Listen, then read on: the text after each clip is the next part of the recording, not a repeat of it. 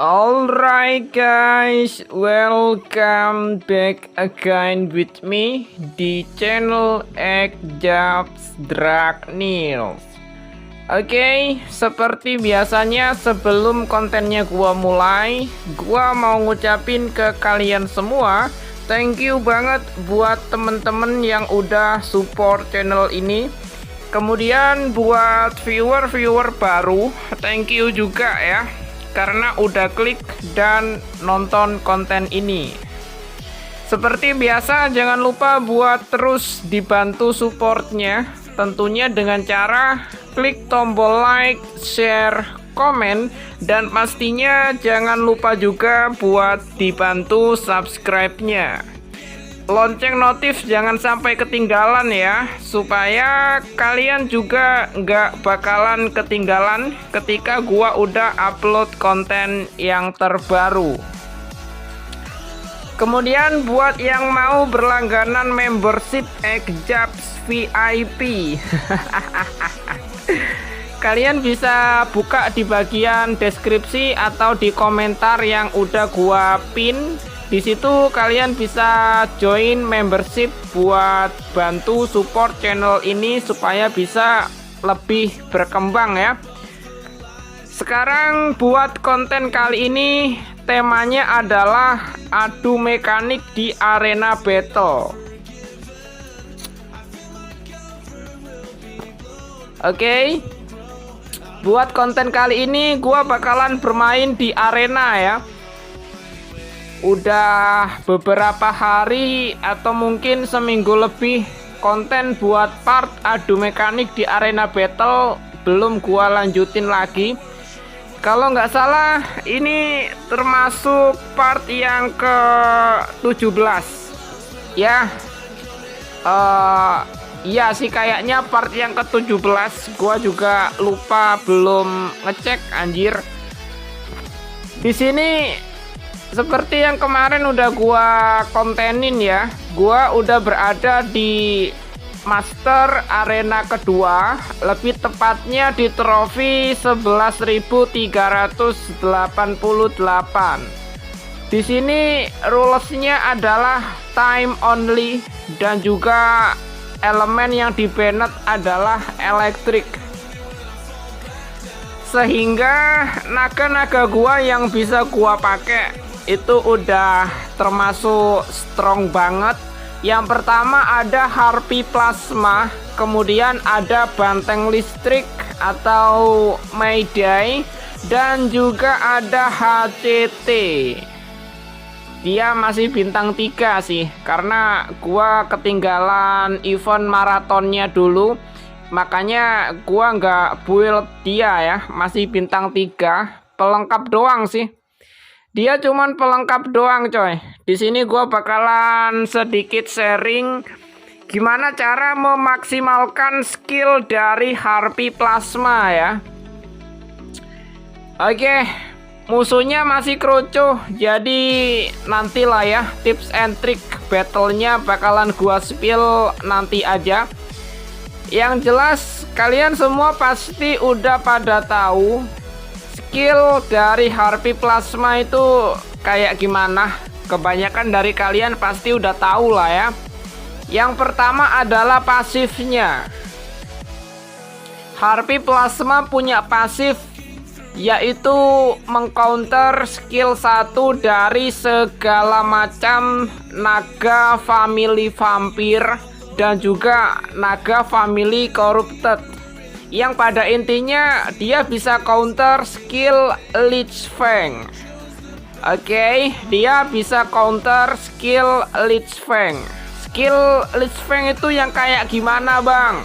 Skill satunya vampir, skill satunya corrupted, dimana skillnya itu bisa menghisap darah musuh dan dijadikan darahnya sendiri. Kalian pasti udah pada ngerti lah ya, itu pasifnya. Sekarang buat skill aktifnya. Oke, skill aktifnya Harpy Plasma itu cuman 1. Skillnya cukup sederhana. Skillnya itu simple banget. Damage yang diberikan ke musuh kalau musuhnya meninggoy, kalau musuhnya mati, sisa damage-nya bakalan diteruskan ke musuh yang lain dan juga memberikan efek heal. Oke, nah itu barusan tadi efek healnya ya. Nanti bakalan gua spill ketika damage-nya bakalan diterusin ke musuh. Ini biar gua matiin dulu lah. Oke, nah sekarang coba gua tes untuk skill satunya ya. Gua pelanin lah supaya kalian bisa memperhatikan baik-baik. Oke, langsung aja sikat. Jebret. Oke, 216.000 damage. Nah, sisa damage-nya diteruskan ke musuh yang ada di belakangnya ya. Terus itu HCT-nya kok nggak kena damage bang? Karena dia masih punya shield. Karena dia masih ada shield, makanya dia nggak tembus damage-nya. Tapi armornya udah pecah ya. Shieldnya udah pecah, jadi tinggal kita lanjutin aja. Nah, barusan yang kalian lihat, ketika HCT-nya musuh mengeluarkan skill 1, yaitu Lich Fang, kena counter ya, karena efek dari Harpy Plasma. Darah yang dihisap dari musuh, damage-nya kembali ke dia sendiri. Dibalikin damage-nya, singkatnya itu kayak gitu. Meskipun nggak one by one, nggak berhadapan sama Harpy Plasmanya langsung. Karena efeknya itu ke satu tim. Efek dari pasifnya Harpy Plasma itu berlaku buat satu tim. Makanya dia benar-benar jadi counternya family vampir dan juga family corrupted ya. Oke, BTW bentar coy, gua mau ngopi dulu anjing. Oke, mantap. Lanjut ke battle selanjutnya. Naga-naga musuh nggak terlalu susah ya. Sekarang buat memaksimalkan skill dari Harpy Plasma. Sekarang buat memaksimalkan pemakaian skill dari Harpy Plasma. Intinya cuma satu sih. Cara memaksimalkan atau tips memaksimalkan skill 1 dari Harpy Plasma itu cuma ada satu doang. Caranya gimana bang? Tunggu musuhnya sekarat. Tunggu darah musuh benar-benar low banget. Habis itu kita serang pakai skill satunya.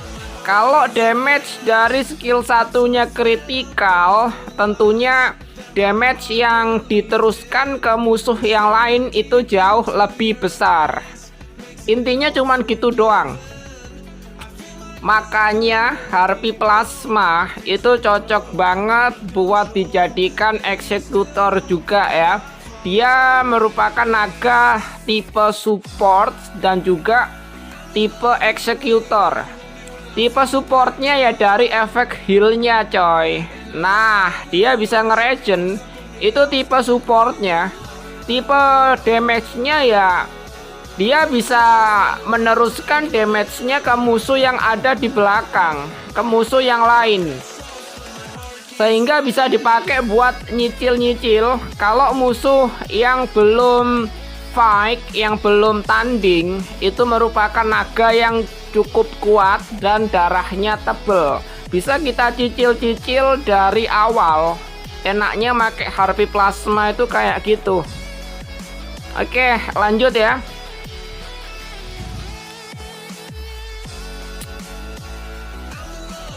Tipsnya cuman gitu doang sih. Cara buat memaksimalkan skill dari Harpy Plasma itu cuman kayak gitu doang. Sekarang karena musuh yang gua lawan cukup merepotkan, ada Harpy Plasma level max, kemudian ada HCT level 60 dan juga Cecep masih kroco ya.